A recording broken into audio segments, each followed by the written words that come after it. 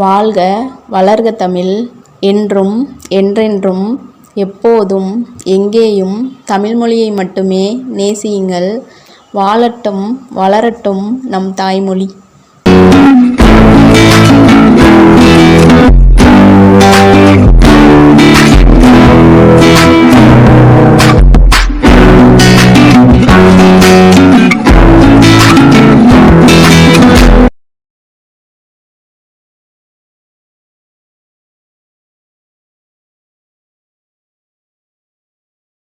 அன்பு நண்பர்கள் அனைவருக்கும் வணக்கம். இன்றைக்கி நம்ம சேனலில் பார்க்க போகிறது என்னென்னா மசாலா முட்டை சாதம். இந்த முட்டை சாதம் செய்யும்போது நம்ம பிரியாணிக்கு சேர்க்குற எல்லா மசாலாவும் நம்ம சேர்க்குறதுனால இதோட டேஸ்ட் பிரியாணி டேஸ்ட்டில் சூப்பராக இருக்கும். இதில் மிளகுத்தூள், பிரியாணி மசாலா இதெல்லாம் சேர்க்குறதுனால சின்ன பசங்களுக்கு இதோட டேஸ்ட் ரொம்பவே பிடிக்கும். இந்த வீடியோ உங்களுக்கு பிடிச்சிருந்தா மறக்காமல் உதய் தமிழோயம் சேனலை லைக் பண்ணுங்கள், ஷேர் பண்ணுங்கள், சப்ஸ்கிரைப் பண்ணுங்கள். பக்கத்தில் இருக்க பெல் ஐக்கானை கிளிக் பண்ணி ஆளுங்கிற ஆப்ஷனை ஓகே கொடுங்க. அப்போ தானே போடுற வீடியோஸ்லாம் உங்களுக்கு நோட்டிஃபிகேஷனில் வரும். வாங்க இப்போ லேட் பண்ணாமல் பிரியாணி டேஸ்ட்டில் மசாலா முட்டை சாதம் எப்படி பண்ணுறதுன்னு வீடியோக்குள்ளே போய் பார்த்துடலாம். மசாலா முட்டை சாதம் செய்கிறதுக்கு தேவையான பொருட்கள் என்னென்னு இப்போ நம்ம பார்த்துடலாம். மீடியம் சைஸ் வெங்காயம் 3 எடுத்து அதை நீளவாக்கில் கட் பண்ணி எடுத்து வச்சுருக்கேன். வெங்காயத்தை முடிஞ்ச வரை நைஸாக கட் பண்ணி எடுத்துக்கோங்க. பச்சை மிளகாய் 3 எடுத்து கீர்ந்து வச்சுருக்கேன்.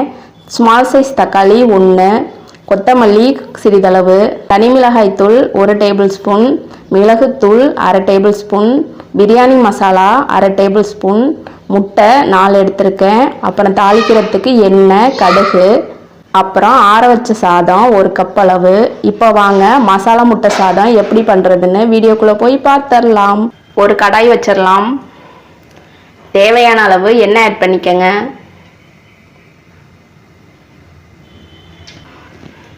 எண்ணெய் சூடானதும் 1/2 டேபிள் ஸ்பூன் அளவு கடுகு சேர்த்துக்கலாம்.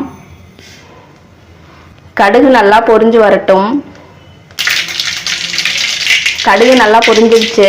நீல வாக்கில் கட் பண்ணி வச்சுருக்க வெங்காயத்தை இது கூட சேர்த்துக்கங்க. வெங்காயத்தை முடிஞ்ச வரை நைஸாக கட் பண்ணி ஆட் பண்ணிக்கோங்க. 3 பச்சை மிளகாய் எடுத்து கீந்து வச்சுருக்கேன், இதையும் சேர்த்துக்கலாம். உங்கள் காரத்துக்கு ஏற்ற மாதிரி நீங்கள் பச்சை மிளகாய் சேர்த்துக்கோங்க. நம்ம மிளகாய் தூள், மிளகுத்தூள் இதெல்லாம் சேர்க்குறதுனால பச்சை மிளகாய் நீங்கள் முடிஞ்ச வரை கம்மியாகவே சேர்த்துக்கோங்க. வெங்காயத்தை ஓரளவு நல்லா வதக்கி விட்டுருங்க. பொன்னிறமாக வதங்கணும்னு அவசியம் இல்லை. வெங்காயம் ஓரளவு வதங்கிடுச்சு. இப்போ இது கூட ஒவ்வொரு முட்டையாக உடச்சி ஊற்றிக்கலாம். அடுப்பு தீயை சிம்மில் வச்சுருங்க.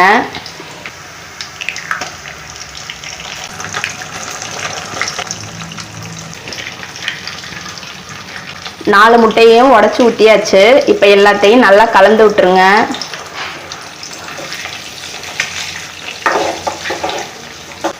அடுப்பு தீயை மீடியம் ஃப்ளேமில் வச்சுக்கோங்க.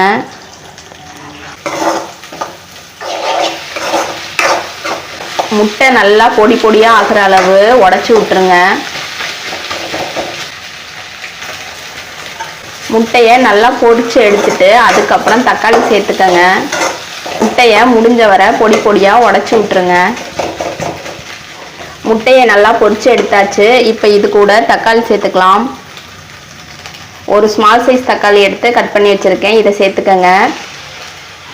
தக்காளி ரொம்ப அதிகமாக சேர்த்துடக்கூடாது. ஸ்மால் சைஸ் தக்காளியாக இருந்தால் 1 எடுத்துக்கோங்க. பெரிய தக்காளியாக இருந்தால் பாதி எடுத்துக்கோங்க போதும்.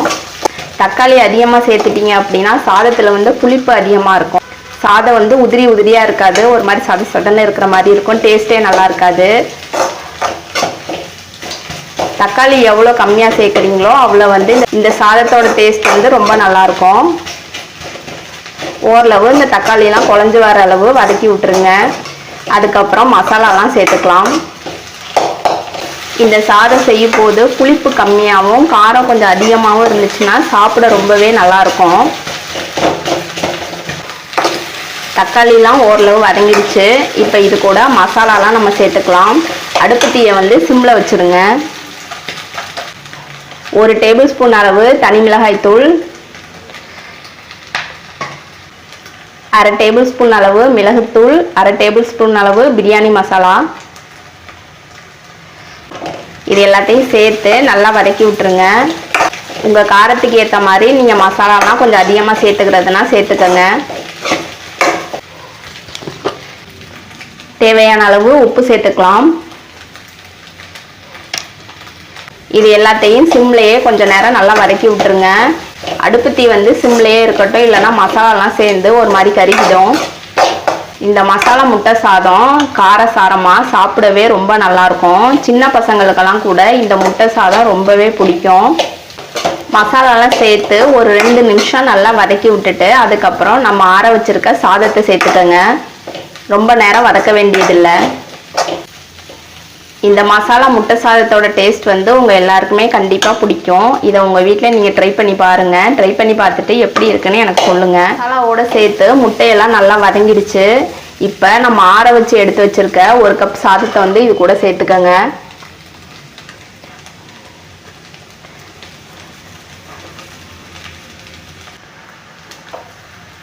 இது எல்லாத்தையும் சேர்த்து நல்லா கலந்து விட்டுருங்க. சாதத்தை முடிஞ்ச வரை விரையாக வடித்து எடுத்துக்கோங்க. அப்போ தான் சாதத்தோட டேஸ்ட் வந்து நல்லாயிருக்கும். சாதத்தை குழைய வச்சிட்டிங்கன்னா சாதத்தோட டேஸ்ட் வந்து நல்லா இருக்காது. எல்லாத்தையும் நல்லா கலந்து விட்டாச்சு. இதில் நம்ம மிளகுத்தூள் பிரியாணி மசாலாலாம் சேர்க்கறதுனால இதோட வாசனை வந்து பிரியாணியே தோக்கடிச்சிடும் போல். கொஞ்சமாக கொத்தமல்லி தூவி விட்டுறலாம். மசாலா முட்டை சாதம் ரெடி ஆயிடுச்சு. இப்போ இதை ஒரு பிளேட்டுக்கு மாற்றிக்கங்க. அவ்வளோதாங்க, அட்டகாசமான நல்ல காரசாரமான பிரியாணி டேஸ்ட்டில் ஒரு மசாலா முட்டை சாதம் ரெடி பண்ணியாச்சு. இதை உங்கள் வீட்டில் செஞ்சு பாருங்கள். செஞ்சு பார்த்துட்டு எப்படி இருக்குன்னு எனக்கு கமெண்ட் பண்ணுங்கள். இந்த வீடியோ உங்களுக்கு பிடிச்சிருக்குன்னு நம்புகிறேன். இந்த வீடியோ உங்களுக்கு பிடிச்சிருந்தா மறக்காமல் உதய் தமிழோவியம் சேனலை சப்போர்ட் பண்ணுங்கள் அண்ட் சப்ஸ்கிரைப் பண்ணுங்கள் ஃப்ரெண்ட்ஸ். கிராமத்தின் பாரம்பரிய சுவையை மீட்டெடுக்கும் முயற்சியில் உங்கள் உதய் தமிழோவியம் சேனல். இன்னொரு வீடியோவில் உங்களை நான் சந்திக்கிறேன். அனைவருக்கும் நன்றி.